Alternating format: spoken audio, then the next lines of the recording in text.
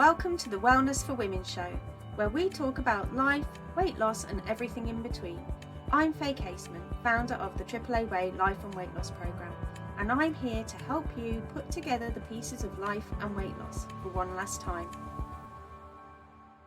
This is an episode of the Wellness for Women show, filmed live in the free Facebook group.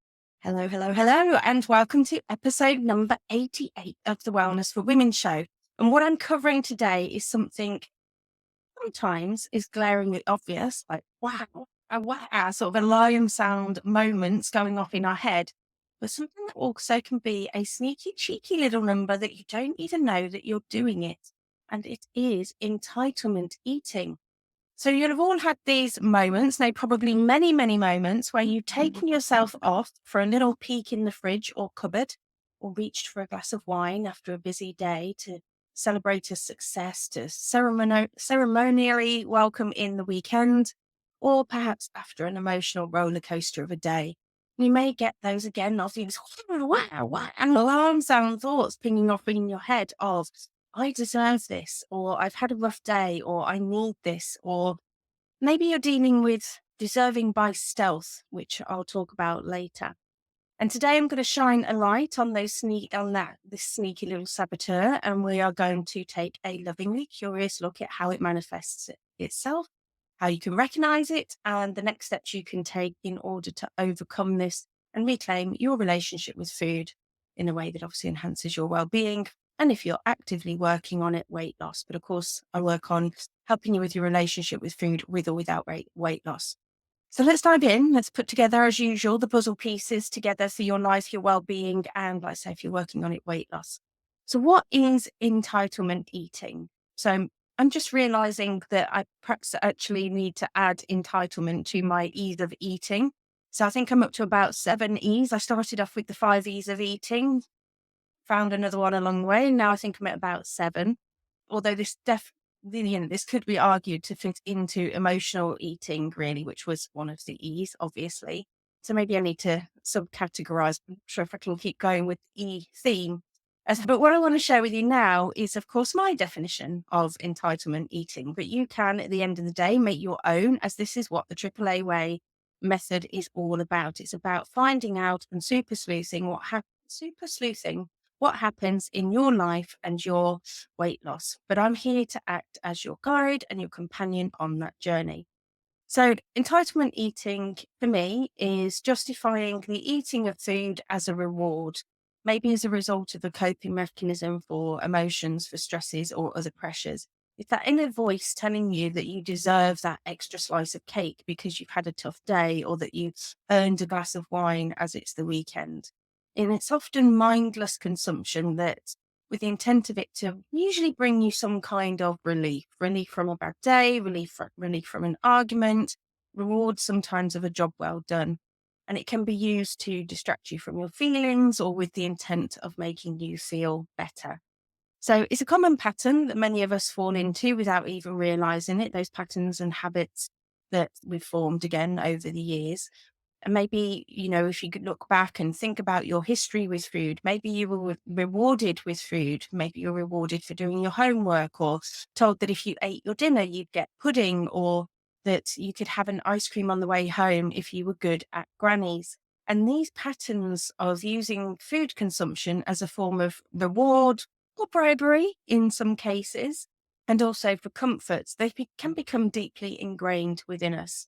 And as we grow older, these habits may, of course, continue to manifest in different ways. We can still reach for the sweets or the snacks around that mid-afternoon time when perhaps we would have been coming home from school. We're now still grabbing for them in the 3 o'clock, 4 o'clock witching hour.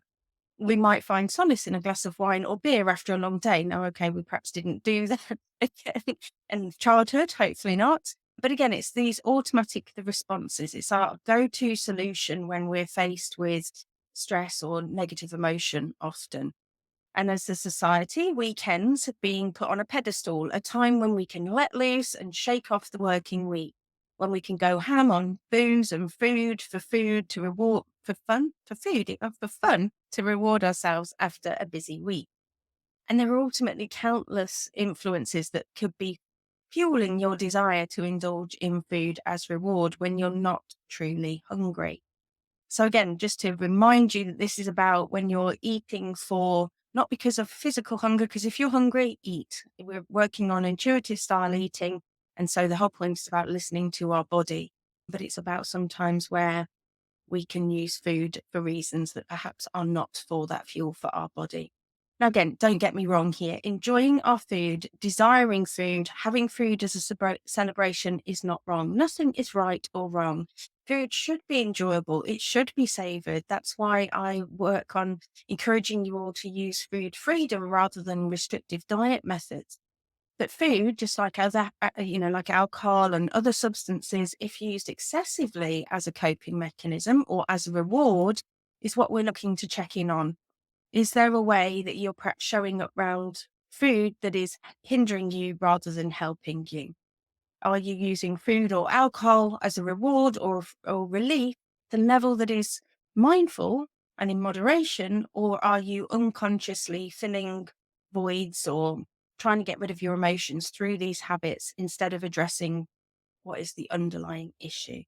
Because you've got to remember that food, again, and I say it all the time, but food is on the action line. It's on the doing line. And before you get to the action, you need to have had some kind of situation, thoughts, feelings, and obviously the beliefs that underpin all of that. And again, I've certainly been here. I've done the caffeinating, so if I've got a hard task to do, then I suddenly think that I deserve coffee in order to be able to do it, or I need coffee. I mean, that might be a slightly different one. I've cleaned the house top to bottom and then been like, oh, I deserve a Chinese now. I used to have glasses of wine with a mum friend, many glasses of wine with a mum friend after work and after juggling work and motherhood. And, it was fun, but it also tipped the balance too far at times, many times, if I'm honest. And remember that, again, there's no right or wrong here. I mean, that was a bit judgy of myself there, but it's just about getting all of those jigsaw pieces out onto the table, looking at how that all fits together. And are you happy with the way that picture is forming itself, or do you want to change it? So moving on and recognizing the signs. So I'm going to assume that you want to change this out in some way. You listen to the podcast, watch the YouTube, you're in the free group because you're looking to work on your relationship with food. And again, if you're working on weight loss, especially, it's about changing your relationship with food. And the aim is not to be perfect, as I covered in last week's show, but to work on making as many shifts in the direction of your choice as possible to tip it from where you are now to where you want to be. About tidying up the edges, getting to know what you do, why you do it, and deciding, do you want to keep it, change it, or do something else? And it's about taking the autopilot off so that your subconscious is not running the show anymore and getting it to that front part of your brain, kicking you into action, which is where your active thinking takes place. Being intentional through thought and involves awareness, and you can't decide to change something if you don't know what is happening. So how do you recognize the signs that you're about to or are or have been entitlement eating? So let's go for the obvious to start off with. Those wow, wow, wow, alarm sounding, can't miss them, obvious signs. So can you guess what those might be? Give you a second, maybe write it in the chat again if you are listening on YouTube, or you are watching live in the group, or catching this on the replay. And on some podcast places, there's the ability to leave messages and comments as well. So can you guess what these alarm sounding obvious signs might be? So it's that simple. You're going to kick yourself. You have them all day, every day. You might have guessed it. Yes, it's your thoughts. Now let's imagine you just walk through walk through the door after a busy day. You're thinking things like, wow, what a mad day. I'm absolutely knackered. I wish it was Friday. I'm sick of work. Your partner says, how was your day, dear? And you go off on a rant about Marjorie in accounts and Nigel in dispatch. And then the next thought is, I need a glass of wine. I deserve a takeout tonight after the day I've had. Or maybe you're eating tea and you're thinking about how you've had this shit day and you don't want to be thinking about weight loss as well, and you're snuffling it down. And these are all those big wow, wow, wow alarm bell moments that you are about to have, or you are having some kind of entitlement thinking, entitlement eating, where you're thinking that you deserve that food. And some of those thoughts can be super loud, blaring away like a foghorn in your head, but some can be a lot subtler to catch. And I was talking to a client about this last week, that the action can also be delayed, but I'll cover more about that in a moment. But this is why knowing your mind, how it ticks, and listening to it is one of the key factors for changing your relationship with food. Your brain, at the end of the day, is inadvertently leading you to sabotage, not not because it wants to or has it in for you. And a lot of this is happening, like I say, on autopilot in our subconscious. But it's what your brain currently knows to do when the shit hits the fan. And it's your well-worn groove, your tried and tested, old faithful path to happiness, effectively. And it's going to keep sending you that way because you haven't taught it a different way yet. And just remember that it's your brain's job to keep you safe, to keep you happy and in status quo. And whatever has disrupted you in your day, the busy day at work, the argument, the fact that you're not feeling well, it has one job and one job alone, and that's to make you safe and happy. The problem is in that moment, in its moment of in your brain's moment of desperation, it sends you on a path that's out of sync with what you want your relationship with food to be like.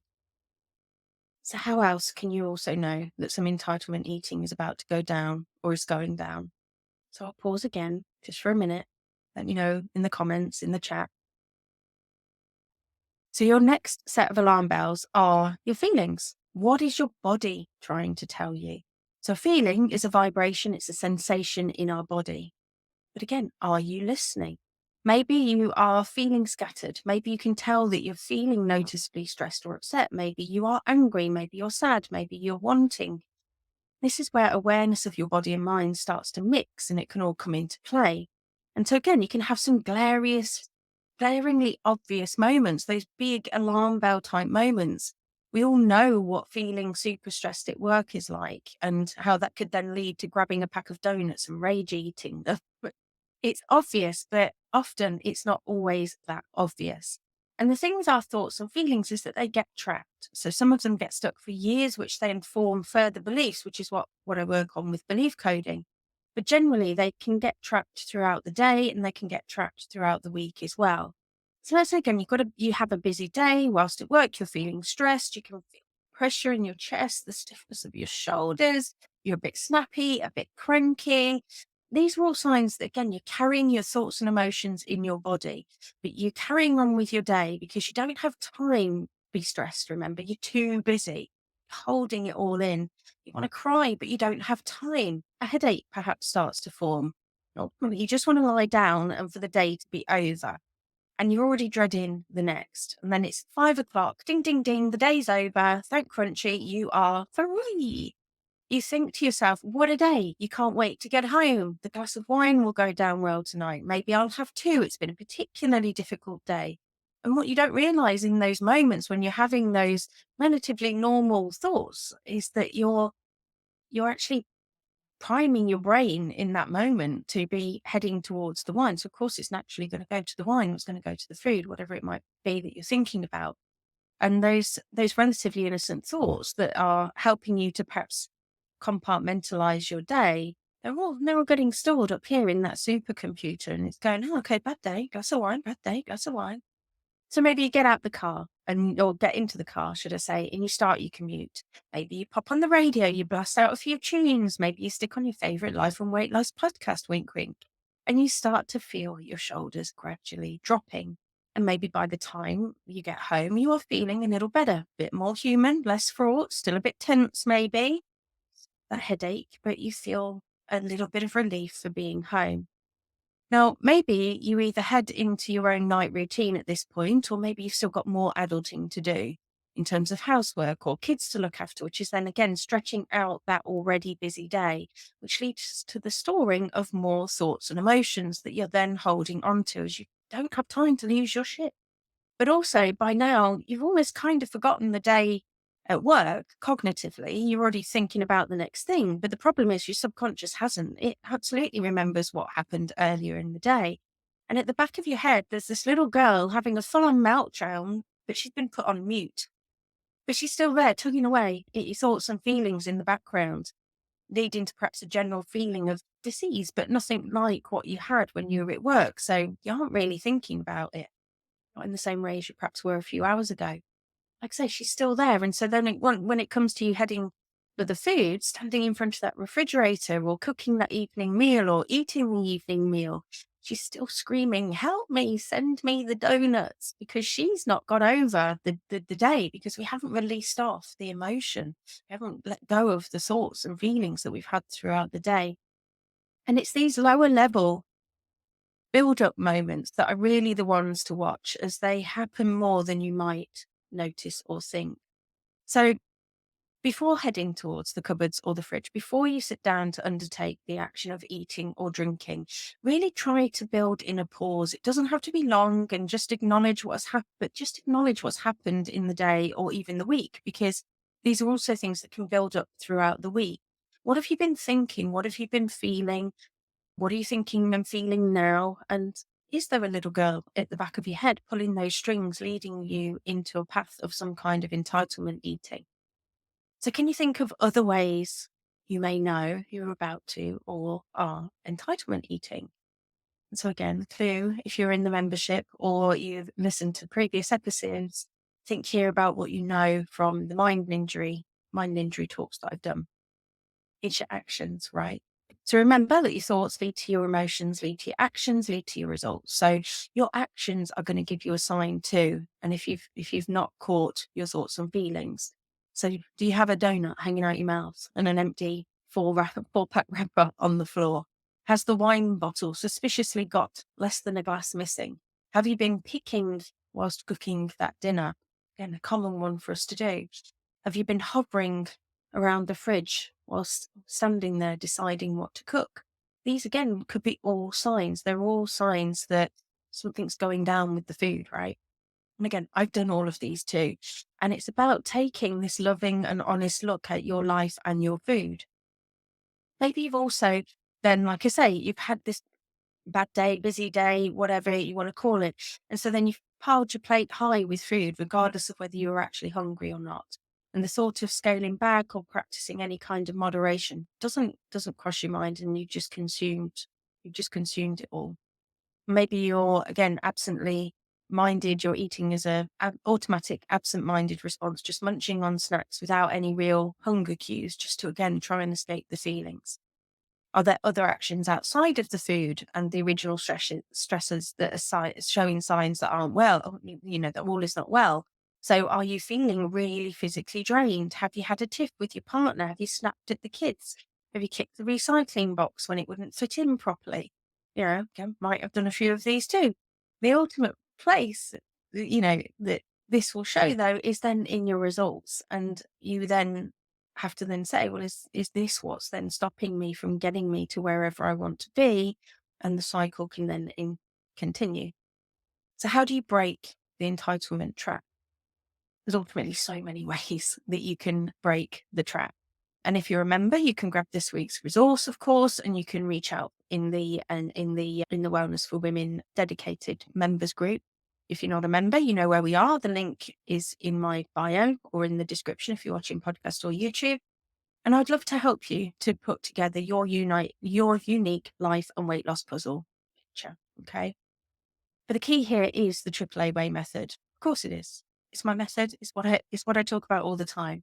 But it's about figuring out what's going on, getting that awareness. What have you been focusing on today? And then figuring out what actions you can take. So it could be journaling, it could be mindful stress release, it could be doing body scans, it could be building in pauses, it could be doing yoga, it could be music, it could be screen therapy. It could be Reiki, because I'm going to learn Reiki this year. Whatever works for you. There's never a right or wrong. You've just got to keep plugging away in your chosen direction and doing as much as you can. It's simple, really. It's just a set of decision making, but we can make it really quite complicated. And the reason, though, is that, it is simple because it is just one little decision after another, but it's not. But it's not that simple sometimes, is it? If it was that simple, we would all have these dream relationships with food that we want. We are complex human beings and there's a lot of moving pieces, but you can figure it out. And like I say, I am more than happy to help. But one thing that I would encourage is definitely looking towards mindfulness. So if you're listening to this and you are not somebody who's done any mindfulness at all, then definitely reach out. Let's have a chat. Let's talk a little bit about mindfulness and all the different techniques that you can use, because it might be something that you've not actually explored, or perhaps you don't quite understand the breadth of options available to you. So, as I am wrapping up the show, like I say, it's natural to just remember it's natural to experience cravings and desires, especially when it comes to wanting to eat. As humans, we do have this sense of entitlement that often leads us to seeking out what we desire without much thought. However, like I say, it's just about looking at these things with loving curiosity. So instead of just letting those old worn grooves and paths take place, just have a little loving look and decide if it's something that you want to keep or if it's something that you want to change. And just ask yourself, is this supporting your long-term goals, your desires with regards to your, let's say, your relationship with food, even your relationships with other people, whatever it might be, or do you need to do something differently? Again, absolutely no right or wrong here. And it's down to your individual needs and circumstances, because at the end of the day, we're all uniquely different and therefore we all need to put our own unique life puzzle together.